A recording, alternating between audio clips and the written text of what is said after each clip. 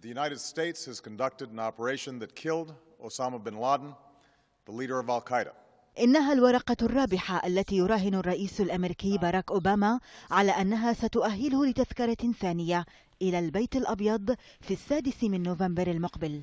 ولكن شباك التذاكر سيفتح مجددا في 4 نوفمبر لعرض فيلم تلفزيوني يتناول تفاصيل البحث عن بن لادن وقتله في غارة جوية.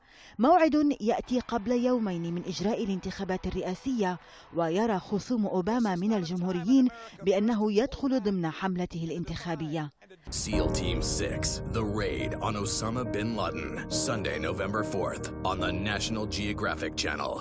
الفرقة الخاصة 6 عنوان الفيلم روج له بمقتطفات قصيرة، ولكن الجدل حولها تخطى مسألة توقيت العرض ليدور حول مكان إضافة لقطات للرئيس أوباما في الإعلان الترويجي للفيلم. 3، 2، 1